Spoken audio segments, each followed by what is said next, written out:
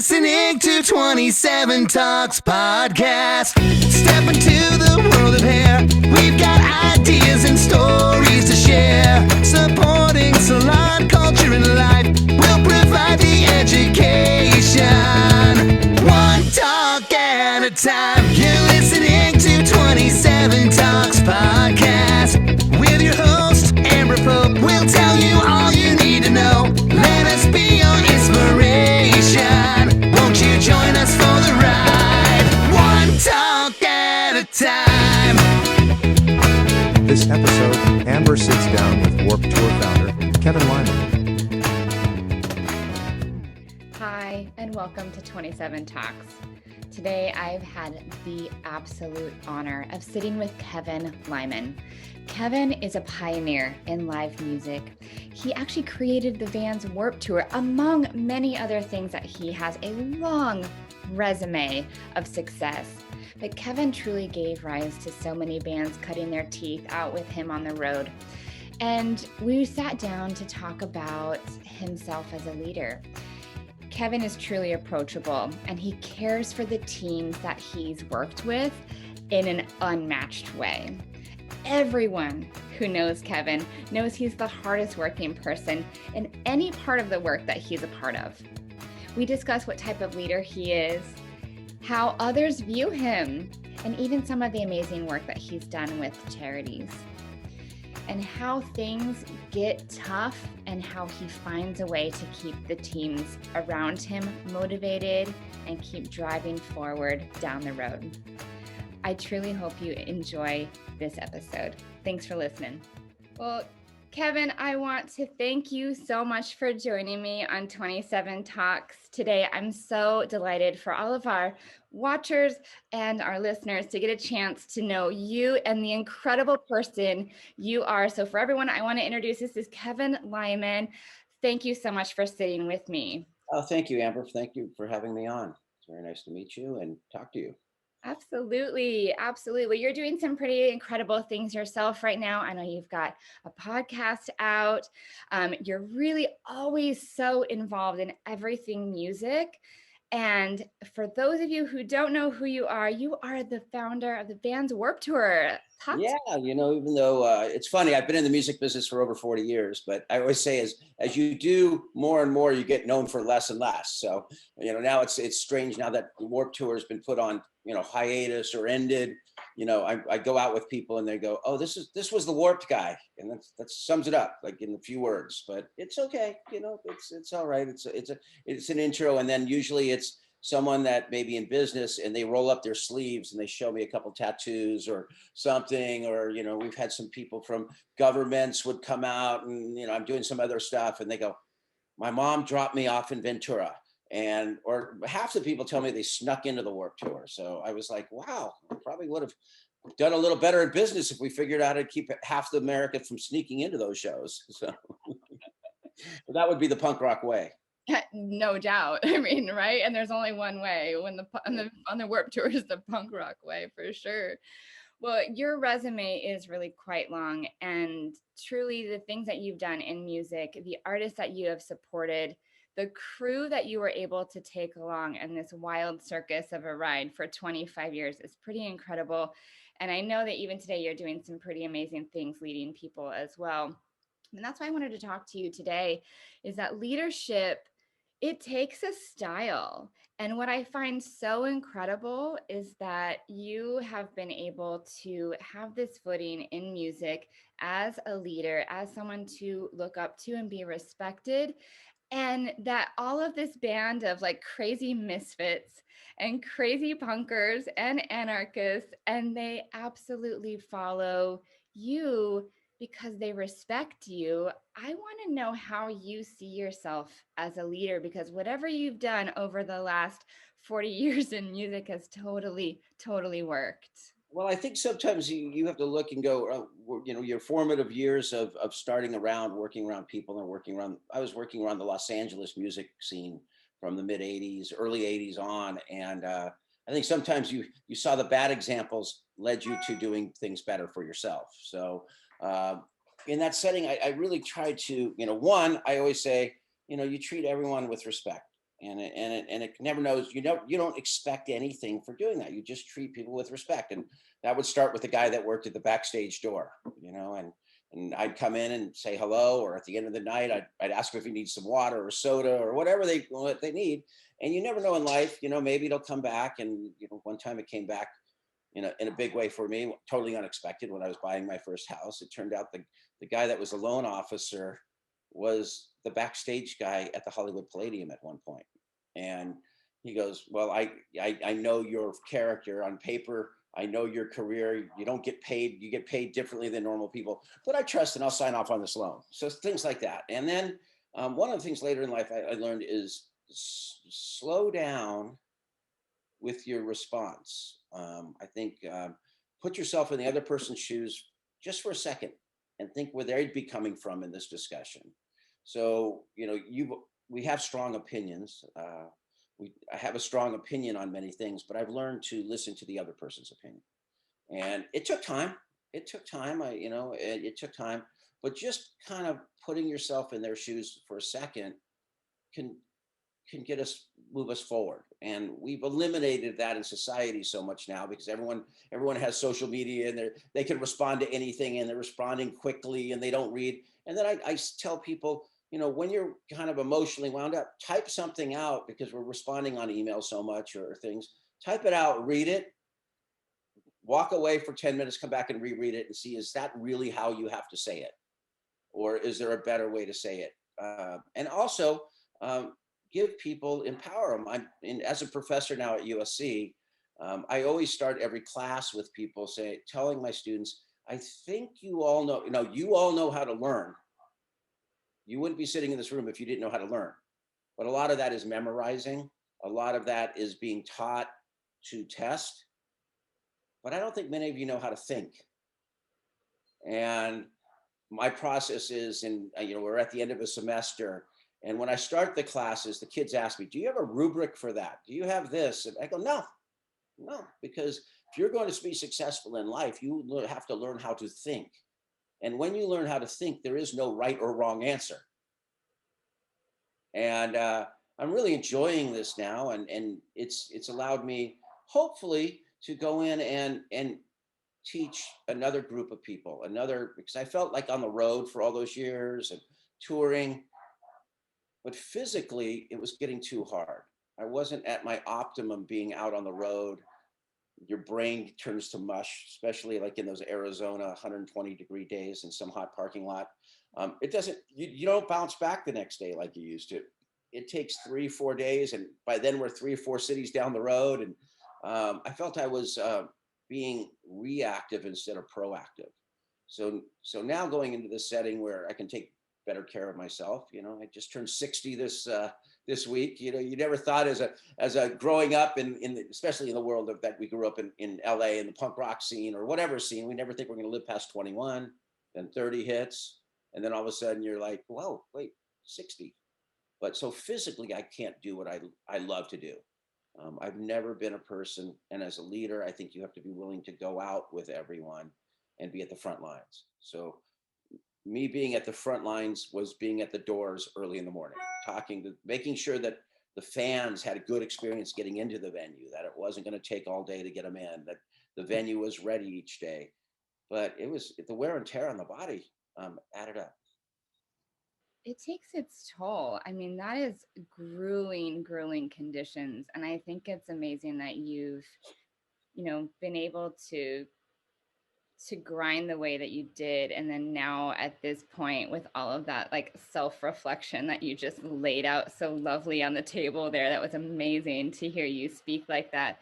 But to be able to share that with the next generation, I mean, it's pretty cool in such a different way. I think it's amazing. Well, some of the things that you've touched on, I went through with some mutual friends that we have through the years of Warped Tour. And I want to share with you just a few of the really lovely, feedback and perceptions and anecdotal things that some people who you've had the pleasure of leading and they've had the pleasure of being underneath, the whole circus of the Warped Tour, but really a couple touch points here. Respect out of the gate, Kevin, that you just have respect, so much respect for every single person, like you said, from the door guy and on, that you're like a dad and you can get stressed out, but you just handle it so calmly, that you're clear and safe, and that you have even provided amazing workshops on tour for helping people of the Warped Tour itself or other, patrons of the Warped Tour with amazing awareness and prevention and any sort of assistance that anybody would need, that you're a smart businessman through and through. There was a fun story that Chris Rowe shared with me from the Ataris, and he said that there was one year that he was the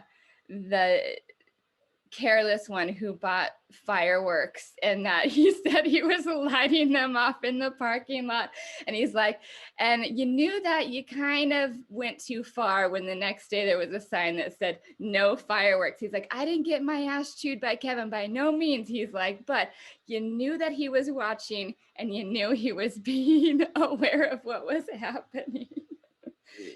You can blame for that one. That you're cool under pressure, and that you're good with adapting, and that you always made the Warped Tour feel like a family, and you created a unified culture. You're truly authentic, and that your good intention leads from one thing that's good to another thing. And then from our friend Chris DeMakes, from Less Than Jake, he wrote to me, Kevin has quite the resume, and through his humble beginnings as a Southern California punk rocker, he eventually landed a spot on the production team for Lollapalooza. From there, which he branched out, starting one of the most successful music festivals ever, the Vans Warped Tour. I had the pleasure of knowing Kevin since 1997 when he offered my band, Less Than Jake, a spot on Warped Tour. We are forever grateful for that gesture. Aside from all of his personal achievements, Kevin is a respected husband, father, and I'm proud to call him my friend. Thank you. I actually just texted Chris this morning. Did you? Yeah, I want to have him. I want to do a 30-year anniversary episode on my work life. So I want to interview, and I just reached out to Vinny, and Vinny's working on the Punk Rock Museum, and I actually got to manage them for a while. And there was a moment in time. You a little bit, right?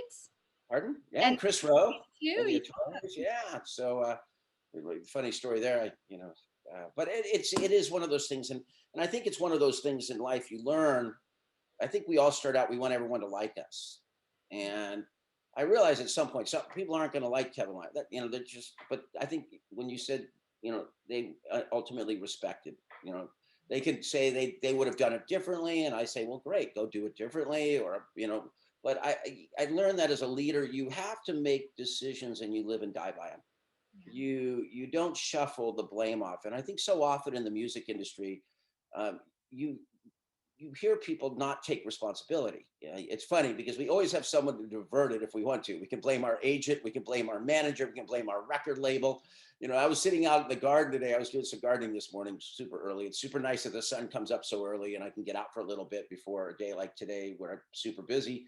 And I was thinking, I'm going, when they say that you can't be an agent, manager, and a record label all at once, but that would be the ultimate way, because there's one point, one leader to everything.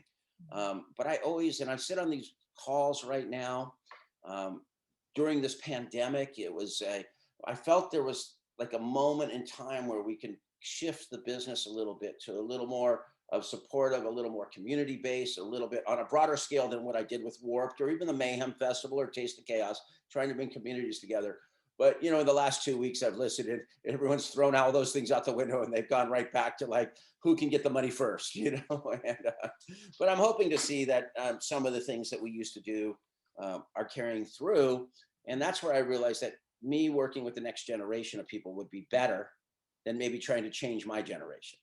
Because for 30 years, for 40 years, I was trying to change my generation, and some people, adapting and doing some philanthropy and things. I've seen people doing that, but the big change will be from the younger generation. And what they've gone through in society in general, and all the stuff that's been brought to light. It's been right in our face, and it's been hard. But I know that people are thinking differently. Um, you know, there's a group of people out there that really understand change, and we felt punk rock was about, we could discuss it, we could have discussions, and then no one can have discussions anymore. Everyone just argues and fights all day long on social media and this. But I think there's a group of people out there that know we have to have people with different mindsets being willing to sit in the same room. Because I always felt that 94% of the people in America, if you put them in a room, took no politics away, they could find common ground. They really could. We wouldn't agree on everything, but we could find common ground. And what happened over the last few years, and what worried me, I'd say 4 or 5 years ago, was that the narrative was being hijacked by the 3% on each side. Far left, far right. It's been hijacked, and the narrative has been hijacked. So we're in this constant state of panic right now, and everything, reacting, and I don't know where people's politics on your, but with Trump, we lived on Trump's tweets. Middle of the night, you'd have to check up to see, at 2 a.m, you'd have to check to see what happened in the 3 hours I decided to sleep tonight. We have to temper that down a little bit, and we have to be willing to discuss more. And I think as a leader, that's the thing, you have to be able to gather opposing views and opposing ideas. And for me, it was always bringing in young interns and asking them, their opinions, and being willing to listen to them and implement them.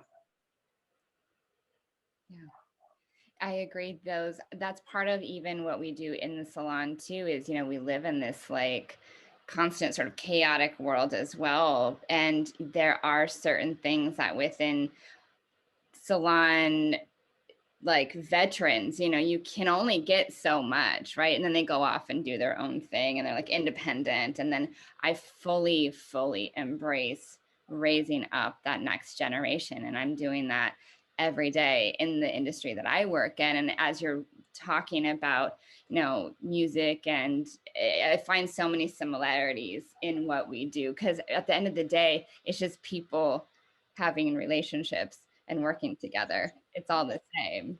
Just Yeah, that's what I will miss by not going on the road. Those in our industry too. It was interesting because we live in a society of so many transient relationships in our business. We're traveling all through the country, and you could pick up that conversation though. It's still to this day. If I'm sitting and talking, interviewing someone, or I run into, we pick up like we might have not talked for 5 years, but we pick up exactly where that conversation ended 5 years ago. And I think, for me right now, it's been a very interesting time, this pandemic. I've been able to nurture few relationships, but stronger ones. Yeah. My wife's like, wow, you actually have like friends I can send you away to get away from me for, we have a small bubble of people that we, and I can go out and play golf with them. I've got my charity golf tournament coming up in May, at the end of May. And I do it every year for Music Cares. We had to postpone it. And everyone's going, oh my God, you're going to shock people because you actually can hit a ball now more than 10 feet. So it's been a time. It's definitely been hard. I work with young people, and I feel for them because they're losing those things, but I'm starting to see the tent poles of life coming back. And I think that's what we had ripped out. I think we had those things ripped out. And I guess, it was like birthday parties were gone. Really no one had them. Holidays were different. Vacations were different. But watching things come, and I think we're getting through this because I started writing things. How do you know the pandemic's ending? It's when you ask your daughters, can you come over for dinner? And they go, well, I have to check my calendar. It's like, wow, the calendar, we have a calendar again. I said the only day that mattered for about a year was trash day. It was like, some of us, I had school, so I had a couple of days there, but when there was no school, the only day was trash day. That was the only, that only thing. And actually yesterday I was talking to someone and I heard someone rolling a trash can. I go, oh my God, is it trash day? No, it's Wednesday. Okay. So, I started to see those tent poles that are so important to our society coming back. And I think, we will get through this. And then it's what we want after this that's going to be so important. Well, that kind of leads me into, the next topic I wanted to discuss with you is really like that support when you're leading your team. And I think what you just said goes right into motivation. Like you've all been beaten down. I mean, and sometimes like we've never seen anything like we've seen and we've just endured. Yes. But there are hard days regardless. There's hard weeks regardless. There's hard tour seasons that are regardless. So how do you keep like in the thick of it? How are you keeping all of those people who are on your train with you motivated when it feels like it's just an uphill battle and it's your responsibility to be like, all right, come on guys, we got to do this. How do you get the reins and keep driving that forward? Well, I think it was by leadership, by example. If you're out there, and I knew, like, I had to pace myself towards that end. It was when I was starting Warped Tour when I was 32, and I had more energy than anyone. But there was those moments where you had, when storms hit, you were out there, you were leading. When I had to gauge the tempo of the tour, and that's what you learn as a leader, the tempo of your business, and that's by communicating with the people that work with you. My first thing in each morning would be to wake up and sit with the bus drivers at sunrise and just kind of ask them, the tempo, how was it last night? How was everyone on the buses? Did everyone go to sleep, or did they stay up and party all night? Or, these kind of things. And you understand the tempo and you watch your crew around you, and you would gauge that and kind of know those moments that maybe they needed that barbecue. Maybe you needed a surprise, something surprising everyone. It was just understanding the tempo and the mood of the audience. And then and anticipating those days ahead. Your job was to look a couple days ahead and go, oh, we're going to be in Houston and it's going to rain all day. So 2 nights before, you want to make sure that you start setting a little bit of curfew on the barbecue so people are getting a little more sleep on the buses. Or we would set the bus call a little earlier, and people go, well, it's not that far of a drive, knowing that most people will get some sleep then going into a really hard day. So you learn that, and I'll miss some of that because a lot of it was real adversity you faced. But all you do in life is run out of time. You just run out of ideas. So right now, my role has mostly been almost as a supportive person to other people to help their businesses survive, maybe not thrive during this time, but knowing that there will be an end to this, helping them get through this time. If they just want to talk, if they just need a little advice, if they needed help with paperwork with the Small Business Association, things, administration and things to help them get through this, because I feel very, in a strange way, I don't know why, but timing sometimes has worked in my favor. And it could be as simple as when we were touring, we'd be missing the storms by a day in a lot of markets, or we would hit heat waves, we would do all these things. But I didn't have my first tour in 28 summers was not scheduled for 2020. And that would have, as a small business owner, probably devastated me. Now, the company was a little bit knocked off its thing, but my small crew of women that worked with me, and my company was always led by women, we found before I had to make any decision, I kept everyone on, but helped find them positions with other companies at this point. Because I said, I need to just teach, concentrate on my students. There's what we do really well isn't really happening. And we were able to find everyone great positions with someone else. And I kept them on until then. And now I'm starting to bring people back on different levels and working with a few of them on different projects, but also working with my students. My students produce my podcast for me. Really? I didn't know that. That's Yeah, awesome. I've been able to give them jobs. So it's like the halfway house. It's the student halfway house before they can go out and get real work after as the world opens up a little bit. I love that. Chet and I drive into work together because, like I told you, I'm pulling this old punk rocker with me to the salon life every day. So on the way to work, we often are listening to your podcast. If you want to speak a little bit about it for those who are listening, because it's really great, and I would love for you to share. Yeah, it's called My Warped Life, and it started. My wife was saying, you need to, people have been saying I need to do a book, and my attention span just is hard to focus on that. But I think during the pandemic, it was over Christmas, and I didn't have school, and I was driving my wife crazy, and just being around all the time. And what do you want to do? What do you want to? Because we were quarantining kind of pretty much, and around away from people. And she said, well, you should start a podcast. And I said, oh, okay. How do I? Okay. But I knew one of my students has his own podcast, so I said, can I hire you? He was graduating at Christmas, and there was a couple other people graduating. So I said, I'll hire you and pay you to help do this. And my friend Tony, who's my co-host on the podcast, he's my golf buddy, and we just kind of start doing it. And the term My Warp Life, it does cover a lot on the Warp Tour, but it's starting to cover all these people that were influential in my life. The last episode was all about the Van Doren family, the legacy of their family. And it was a pleasure getting to interview Mr. Van Doren, who founded Vans. He's now 92 years old. And then talking to Steve and his granddaughter who worked there.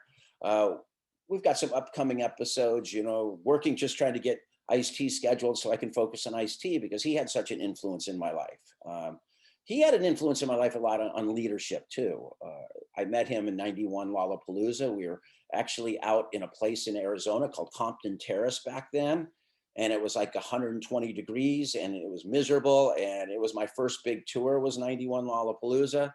And he got off a tour bus, and about 25 people followed him off the bus. And that first night, we were out there trying to figure out how to make a light called a very light. It was the first moving lights. We used to use just lights, and it was a computerized light that Nine Inch Nails was going to use. And in that 114 degree night heat, because it was 120 during the day, it was only 100 something at night.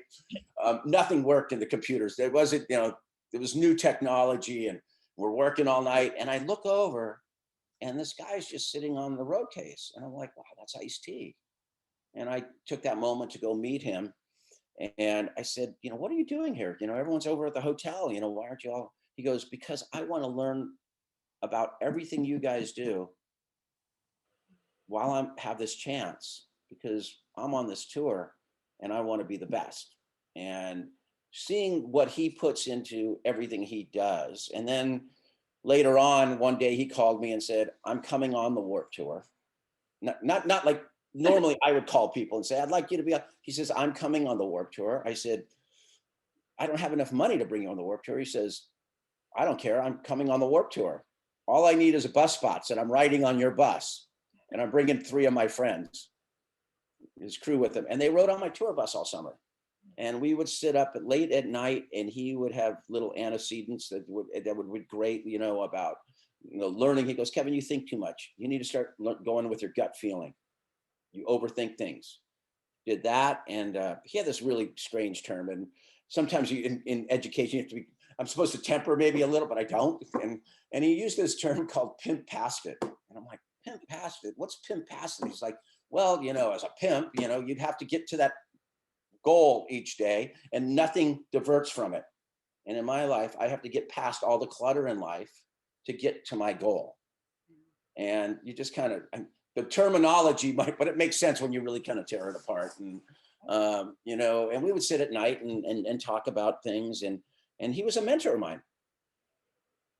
That's amazing. That's amazing. I did get a couple little stories through connecting with some of the other people we mutually know, saying how influential he was and is in your life. And I think that's so awesome. Thank you for sharing that too. And I think it's really interesting too, the breakdown of it, of thinking, critical thinking into doing something constructive, making yourself know all the areas of the operation does create a good leader. It creates someone who understands, and you can see around that corner before anybody else does. And you can lead that ship. And it's great to hear that, you had someone to kind of mentor and coach you along, and got a, amazing friend out of it too. And I think that came from working in the clubs. When I was working 320 nights a year in the clubs, you did every job. Mm-hmm. You did security, you did catering, you learned how to run the monitor desk, the lighting desk, you knew customer service, you knew how to tear tickets and answer questions from fans. that were at the shows. Whereas a lot of times in the big arenas, it's easy. You just tear a piece of paper off and hand it to a department head. I said, every person needs to cut their teeth in any business. So like in a salon, it would be the same. You want to do everything. You have to realize, I know there's a lot of things that going into running a salon other than the final result.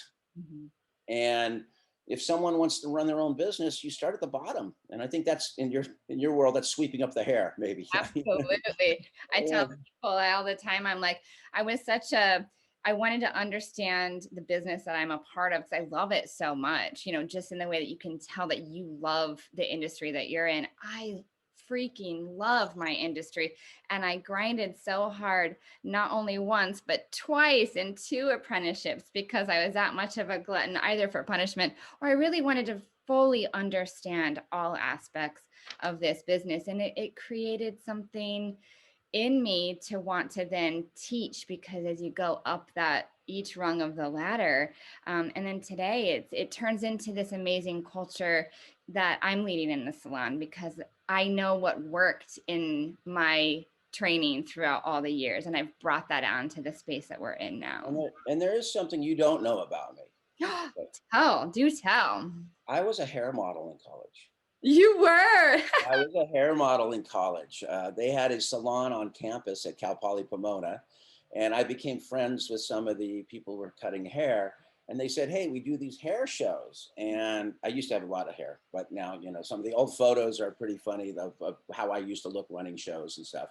But there was a product called Cellophanes way back then, Cellophanes, and they were just coming out. And they said, "Hey, can we do so?" So I had 6 different colors, and just kind of, they were testing, and I was someone open to testing, and they said, "Well, would you come and do this hair show with us?" And I was kind of a rockabilly guy, and I could do certain things, and I would go out and I would open the shows because I couldn't walk a straight line. I'm too gangly. It was there was no model walk.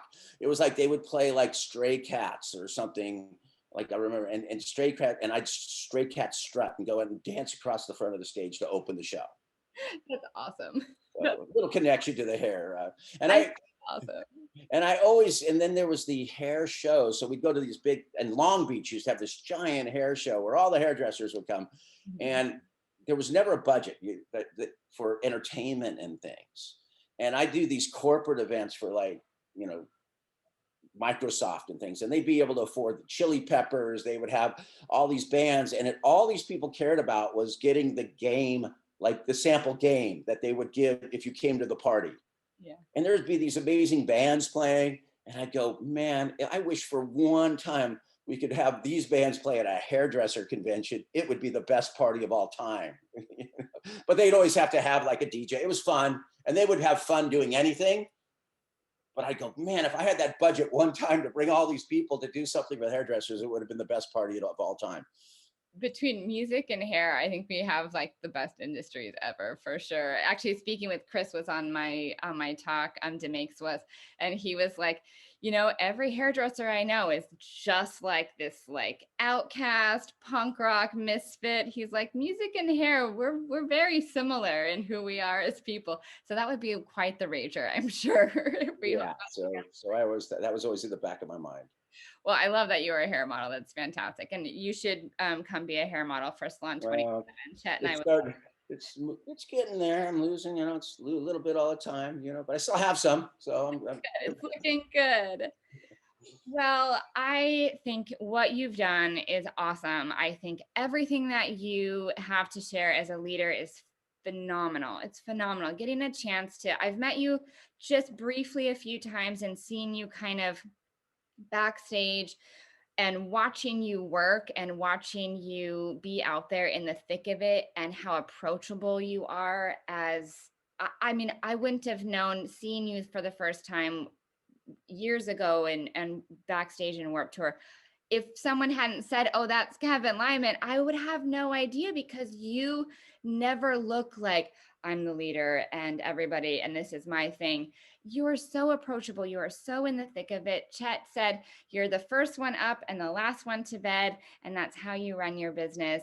in all aspects. I'm sure with everything aside from the Warped Tour, that's just how you are as well. So it's everybody said all the same things about you are who you are and you're damn good at it.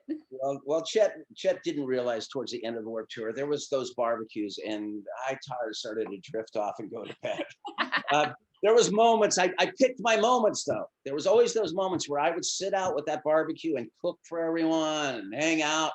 But most nights I wanted to be first up. That was important. And I had to give up on some of those barbecues at the end to try to get a little sleep. Well, I'm sure if there was, some sort of, hypothetical like fire going on, you were out there fire extinguishing it. I was right up. I was right there, and it's funny because I think so many people have gotten off of tours. Yeah. And we all like to say that we sleep great on tour buses. That's an absolute lie. Really is. Just no one sleeps great on a tour bus because every bump wakes you up. You have to be on call. It was there. So I think some of us gotten home and kind of gotten used to sleeping in our own beds for the first time. Right. And I know a lot of people are like going, wow, maybe there's jobs that I don't have to go out and bounce around the world. But I know, I always tell people if 19 semi trucks pulled up in front of my house, I'd be more than happy right now to set them all up in 4 hours and do a show for people, especially during this time. There's that itch. I'm torn. And I was with Tony yesterday and he goes, are you good not doing shows? And I go, yeah, I'm cool. I'm doing a lot. And he goes, no, you're not. He goes, and I go, well, now maybe I can, my friends, as they ramp back up their businesses and do things, I could jump in for a weekend and come out and help them. That's, I'll go, like I said, I'll be the Walmart greeter of your first festival to kind of help you get the doors open. Well, I look forward to seeing that day come, and let's hope and fingers crossed that the world is safe so that we can get music out there on the road again and bring it to the people. And I know that those people who are itching to get back out there, I hope we can see that light at the end of the tunnel for everybody. So. Absolutely. Well, what can we, other than the podcast, anything else that you would like to let people know that you're doing before I torture you with my questions? There's a few things in the works that are being announced. We're going to be working on an event, a recovery event up in Las Vegas at the end of September. It looks like we're going to be able to do working on something for the Azore Islands, an environmental event that was supposed to be held in 2021 or 2020. And we postponed. And as a good consultant, I consulted them to stop paying me and shut it down last year. And we're kind of ramping that back up with some environmental stuff. And I think that's probably what I'm going to be doing is I had a friend here yesterday that was a former USC student who is putting on a mental health event up in Ventura with All Time Low and Fits in the Tantrums and some artists, a drive-in type event. So kind of if I can just give advice to people, I'm more than happy right now. And seeing other people move forward and maybe blend. My philosophy was 3 things. And I always ask my students, give me 3 words that describe you. And it throws them off at first and they have to think. And I go, mine was music, philanthropy, and education.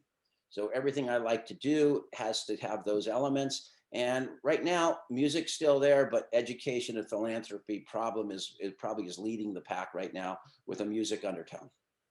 Well, it's needed and you're delivering. And I think those future generations are going to be grateful for it because I know your generation, like you said, that maybe you're not focusing on entirely.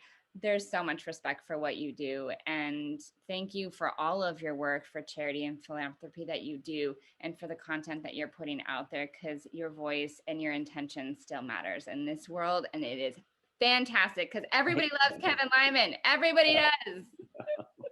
Thank you. Well, okay. So I said I have to torture you with some pop-up questions. Okay. If you're ready. Okay. So your favorite concert experience as a fan not working? Probably my first one, believe it or not. Yeah, you always remember your first concert. And it was Van Morrison at the Hollywood Palladium. And I think I got turned on to live music right at that point. That's awesome. I'm sure you've been asked that question a ton of times, but I just had to do it myself. So after 25 years of being outside, 25 plus years of being outside, every summer, do you still go outside in the summer? I love that. I'm outside all the time. it's like I walk out the back door and I'm outside. I'm an outdoor person. I'm not, it's this time of year, especially, it's like the sun's coming. I wake up and go to sleep with the sun. So it's, during the wintertime, it's like 4:30. I'm ready to go to bed. It's like, good. So I love outdoors. That's awesome. So Where are your sunscreen? Oh, exactly right. Slathered, especially where I'm at. Oh my gosh, it's so hot. We're so hot all the time here. Okay, so if you could teach a class with anyone, past or alive, who would it be? I really believe I'd like to spend some time with Malcolm Gladwell. Okay. I'd like to spend it. I've been asked that, who would you like to go fishing with? People know I like to go fishing. And I go, I'd like to spend some time out on a boat with Malcolm Gladwell. I heard you were into fishing as well. So maybe you could do a little fishing. I have some, my brother does some custom lures, so I'm going to have to get some. Oh, nice. One genre of music people would be surprised that you like? Believe it or not, I mean, I've been a huge fan of the blues forever. Mm-hmm. I think it comes from when I worked in the clubs 6-7 nights a week. I was working around all kinds of music, punk rock in my heart, but I was willing to work any kind of music. And this is really going to hurt, but some of those big old like 80s power ballads were kind of interesting to me. So you and Makes can talk about the Yes. power ballad. I don't know if Chris told you that that I got them on the Bon Jovi tour. That's why I claim to fame of Andrew, Les, and Jake was Bon Jovi was making a comeback, and no one really wanted to open for them. They were nervous that it wouldn't sell, and I raised a hand and said, "Les and Jake loves them," because I knew Chris, and the band got to open for Bon Jovi. I never knew that story. That's amazing. Oh my gosh, I love that. One statement for anyone looking to follow their own warped dream. Create something totally new. I like it. Put some new out there in that world. Favorite family activity. I know you have a lovely family and you're such a family-oriented dude. So favorite family activity. I'd like to say barbecuing, but have a vegetarian daughter that scorns anytime I barbecue. Yeah, just the family dinners have been so important to us. They always were. Anytime we could, we would sit down and eat together, and they've been wonderful during this pandemic. We've had many of them. That's awesome. Maybe if you ask someone else, maybe too many of them, but but they've been very important. That connectivity, and it's the glue that holds the family together around the table for sure. I love that. So what is your must happen for 2021? I turned in the tour bus for a Sprinter van, and I don't know if we're going to get up into Canada. I promised my wife that I was going to take her to the Canadian Rockies because that was my favorite place to travel through on tour. We'd have days off in cities. I don't know if we're going to get to do that, but just get in the van more, get out, not delay things. That's awesome. That's awesome. I think that you're going to do amazing things the rest of this year and in the next 10, 20, 30 years. You got trucking on, my friend, just trucking on. It's hard to think, but 30 years, my father's 92 now, and all he wants me to do is get over and take him out golfing. So that's what we're going to be doing in a couple of weeks. That's awesome. Well, I can't thank you enough for taking some time. I know how busy you are with teaching and all of the work that you do. As a fan, I want to say thank you so much for bringing music into my life. And it's amazing stories that we get to share with our children now, Chet and I, talking about those crazy days. But truly being a part of, this awesome industry and seeing it from the outside and what you've brought to it, I think is phenomenal. And I think for all of the hair nerds that are listening and in my bubble here, there's a lot of amazing Kevin Lyman tips and, advice that we can apply to our industry too. So well, if you guys get out to Southern California with the kids, stop by for a barbecue and a swim. We have the pool is always open, and hopefully we'll get to cross paths in person soon enough. Absolutely. Well, you take care. I can't wait to keep listening to your amazing podcast and everything that you're going to be doing in the years to come. Thank you so much for taking the time and sitting down with me. All right. Thank you very much, Amber. Thank you, Kevin. Talk soon.